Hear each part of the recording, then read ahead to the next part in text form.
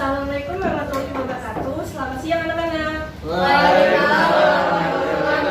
siang Ibu. Oke, sebelum kita memulai pelajaran, ketua kelas boleh dipersiapkan dulu. Oke, sebelum kita mulai pelajaran hari ini, ada baiknya kita berdoa menurut agama dan kepercayaan masing-masing. Berdoa dimulai. Berdoa selesai. Terima kasih ketua kelas. Semuanya masuk nggak? Masuk. Oke. Sebelum kita memulai pelajarannya, Ibu mau mengatakan selamat kepada kalian udah naik ke kelas 12. Tepuk tangan. Nah, di kelas 12 ini, Ibu harap kalian tuh bisa lebih hati lagi belajarnya. Jangan manja mulu, apalagi nonton film, nah itu dikurang-kurangin ya. Karena kalian kan pasti abis ini bakal naik ke jenjang yang lebih tinggi, kuliahan, entah mau ngambil jurusan HI, hukum, ataupun yang lainnya. Atau mungkin ada yang mau ngambil jurusan sosiologi, itu pendidikan sosiologi. Aku. Pokoknya kita tuh harus berubah ya, yang menjadikan yang lebih baik. Nah, ngomong-ngomong tentang perubahan, materi kita yang pertama di kelas 12 ini adalah perubahan sosial.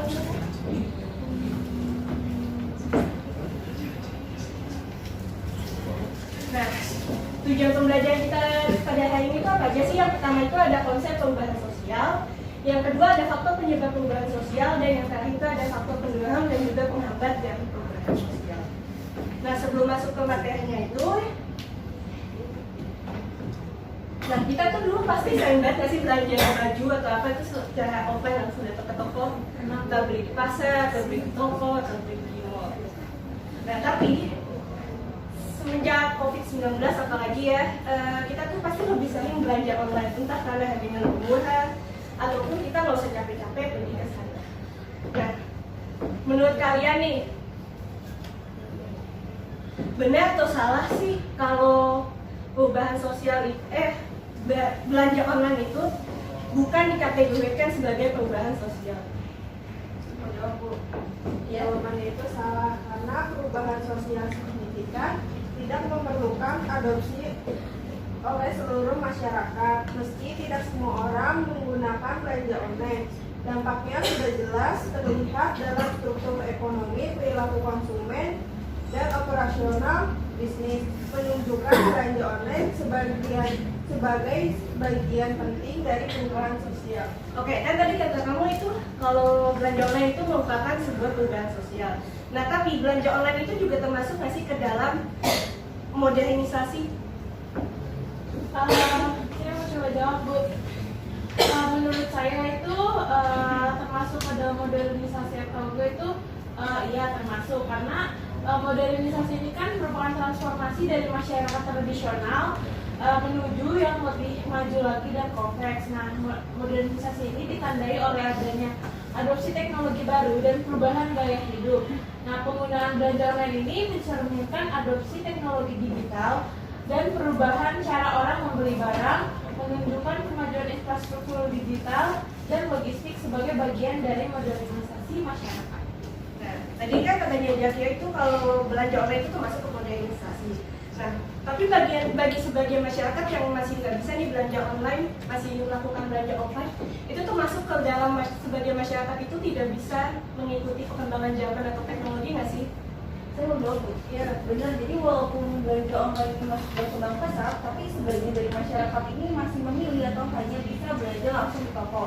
Ini tuh menunjukkan bahwa tidak semua orang mampu atau bahkan siap mengadopsi teknologi baru, karena ada beberapa alasan, mulai dari keterbatasan akses, pengetahuan, keterampilan digital, bahkan sampai pada preferensi untuk interaksi langsung.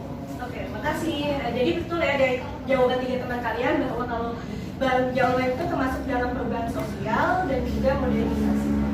Nah, selain itu kita akan belajar tentang konsep perubahan sosial. Nah, sebelum masuk itu, Ibu bakal nayangin video.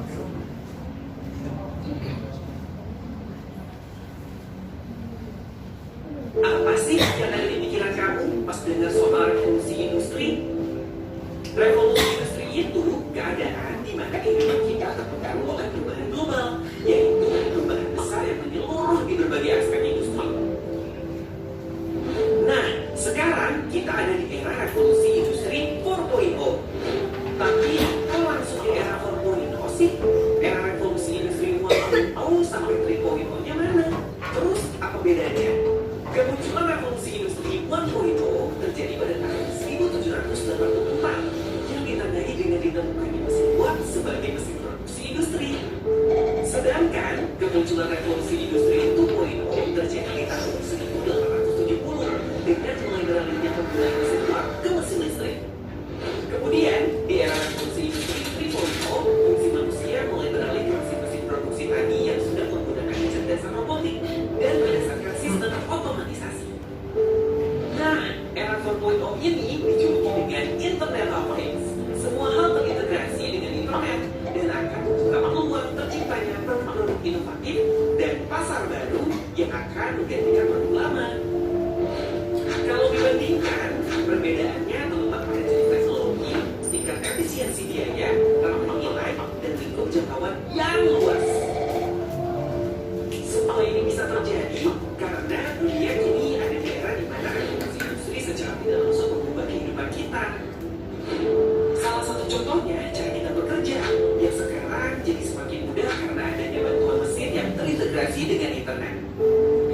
Yuk, jadi generasi muda yang selalu siap dengan segala sesuatu yang baru, terus kreatif dan juga produktif dengan teknologi yang ada. Nah, video tadi itu tentang apa sih anak-anak? Video tadi itu tentang apa aja sih? Baik, video tadi itu tentang revolusi industri yang dimana revolusi industri dari 1.0 sampai 4.0. Nah, perubahan tersebut itu menunjukkan bahwa modernisasi akibat perkembangan teknologi itu mempengaruhi sistem produksi dalam industri. Nah, revolusi industri ini menyebabkan perubahan pola perilaku interaksi dan juga sistem sosial yang ada di masyarakat. Nah, contohnya itu kayak yang tadi ya, sistem otomatisasi menyebabkan berkurangnya penggunaan tenaga manusia dalam proses produksi yang akibatnya tenaga kerja makin sedikit digunakan. Nah, selanjutnya itu tentang pengertian perubahan sosial. Di sini itu ngambil 3. Yang pertama ada Kingsley Davis, yang kedua ada Selos Majen, yang ketiga ada William Evans. Nah, pengertian pertama yang dari Kingsley Davis itu adalah perubahan sosial adalah perubahan yang terjadi pada struktur dan fungsi di masyarakat.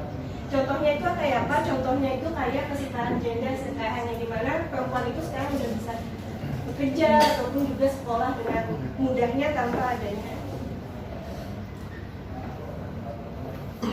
Yang kedua ada Selos Majen. Nah, Selos Majen ini perubahan sosial adalah perubahan yang terjadi pada lembaga-lembaga dalam masyarakat yang mempengaruhi sistem sosial, termasuk nilai, sikap, dan pola perilaku di antara kelompok-kelompok masyarakat.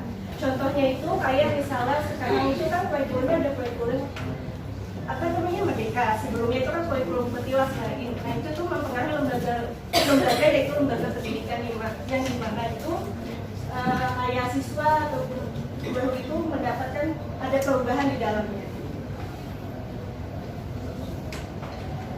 Nah, yang terakhir itu ada William F. Ockley, yaitu ruang lingkup perubahan sosial mencakup unsur budaya baik yang bersifat material maupun imaterial. Contohnya itu kayak misalnya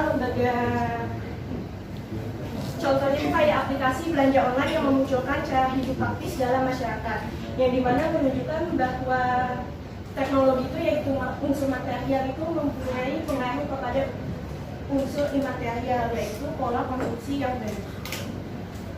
Nanti sampai di sini.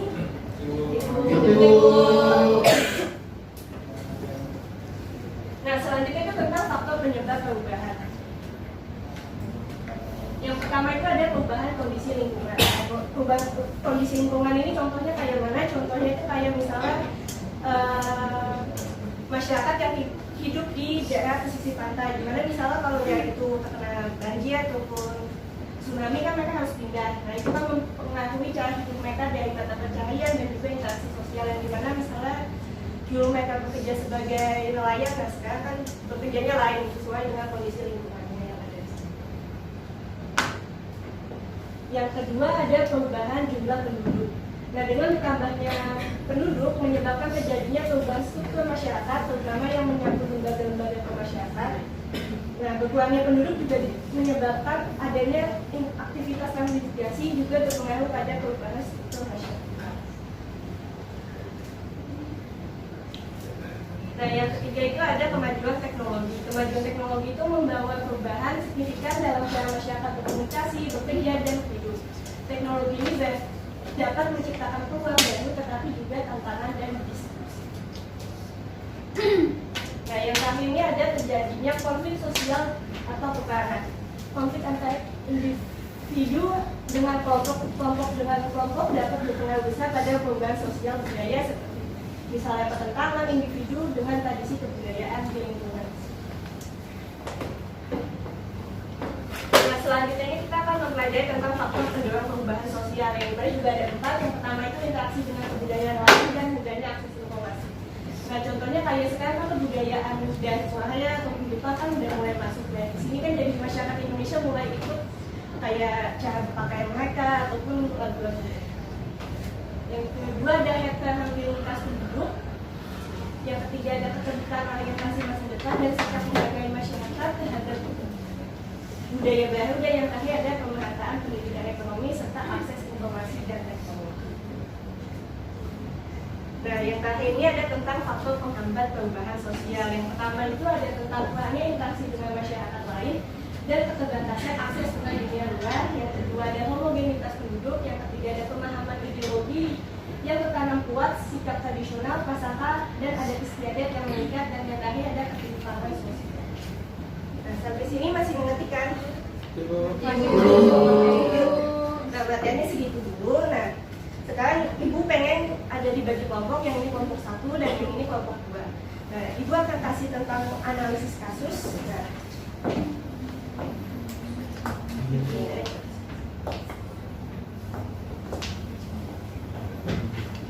Nah, dari analisis kasus itu ibu pengen kalian tuh cari faktor pendorongnya.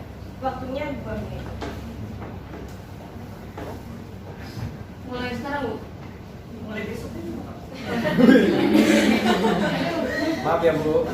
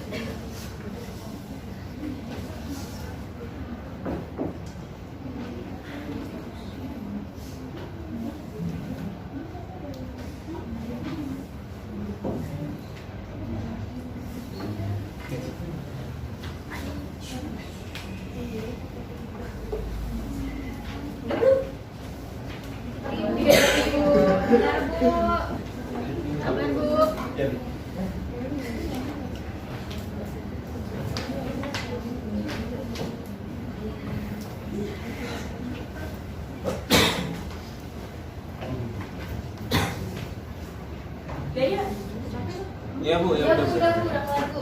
Udah kelompok 1 dulu. Kamu tuh maksudnya apa sih kelompok 1 ini? Ini yang tadi kita diskusi. Kita kelompok 1. Aduh.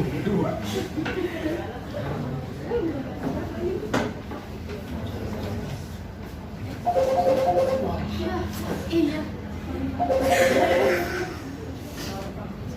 Siapa lagi yang nelfon dah? Sibuk ya, Bu ya?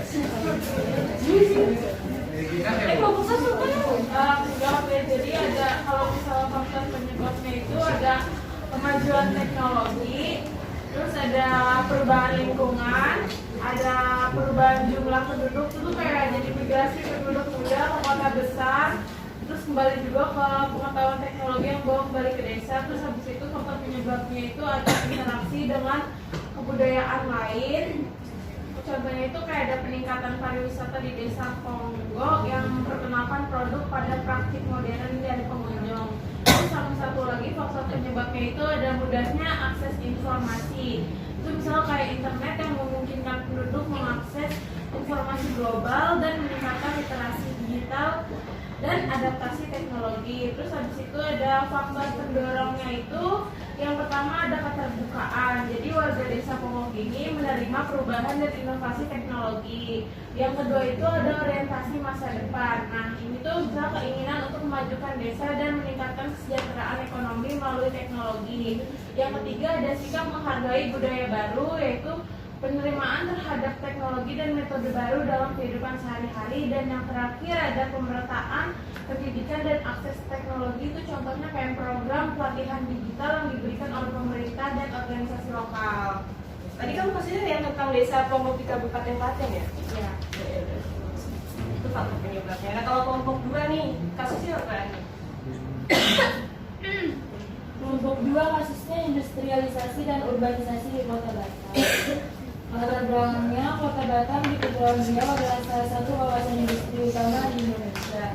Dalam beberapa dekade terakhir, Batam mengalami pertumbuhan pesat berkat industrialisasi, menarik investasi dari usaha nasional dan internasional. Itu faktor pendorongnya. Ini latar belakangnya, faktor pendorongnya itu heterogenitas penduduk, yang dimana keberagaman budaya dan latar belakang sosial di Batam menciptakan lingkungan yang dinamis dan inovatif. Keterbukaan, sikap terbuka masyarakat Batam terhadap pendatang dan perubahan. Yang kedua, orientasi masa depan, fokus pada pengembangan industri dan kemajuan ekonomi. Berikutnya, sikap menghargai budaya baru, penerimaan terhadap teknologi dan praktik bisnis modern. Berikutnya, pemerataan pendidikan dan akses teknologi, inisiatif pemerintah dan perusahaan dalam menyediakan pelatihan dan pendidikan bagi. Oke, makasih ya untuk kelompok 1 dan juga kelompok 2 atas hasil analisis dari kasus yang tadi saya bahas. Nah, selanjutnya saya punya Del.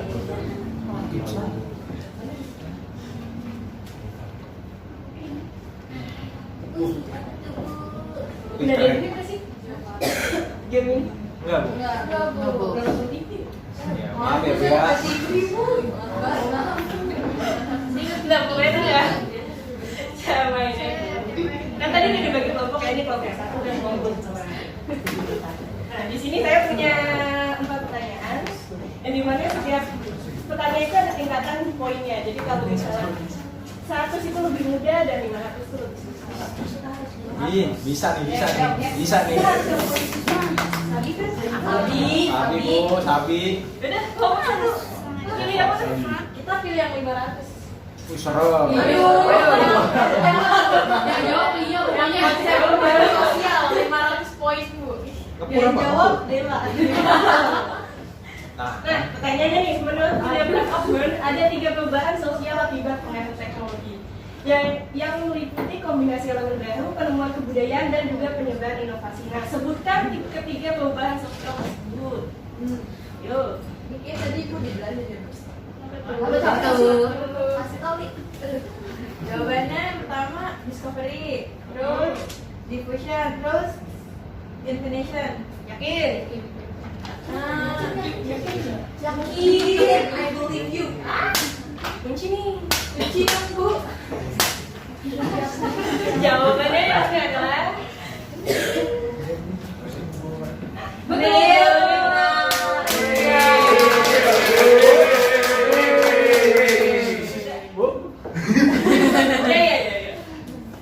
Nah, selanjutnya nih udah.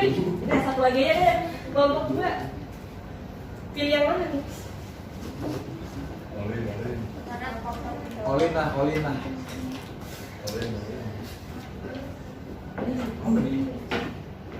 Pertanyaannya nih, dengan kedatangan internet di desa terpencil yang sebelumnya terisolasi, masyarakat desa mulai terhubung dengan dunia luar. Dalam konteks ini, bagaimana sikap masyarakat yang lebih terbuka terhadap kebudayaan baru mempengaruhi dinamika sosial desa yang lemah? Jawabannya mendorong penggabungan elemen-elemen budaya baru untuk menciptakan keberagaman. Yakin? Yakin, Bu. Sikat. Kata waktunya udah mau habis ya pelajaran saya, sebenarnya masih ada lagi. Pertanyaan Ya, kecewa. Lu yang menang kelompok berapa? Ya kelompok kamu. Ini kelompoknya. Udah ya, karena kita waktu, jadi kasih tugas aja ya buat di rumah kalian, cari analisis kasus lagi dan cari faktor-faktor yang ada di dalamnya. Ya, Bu. Bisa kan? Nah. Minggu depan dikumpulkan? Ya. Ya.